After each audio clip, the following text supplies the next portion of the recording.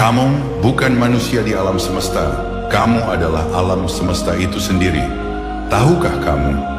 Banyak orang berpikir bahwa mereka adalah manusia yang hidup di dalam alam semesta. Itu salah besar. Sebenarnya kamu adalah alam semesta yang sedang mengalami dirinya sendiri melalui tubuh manusia.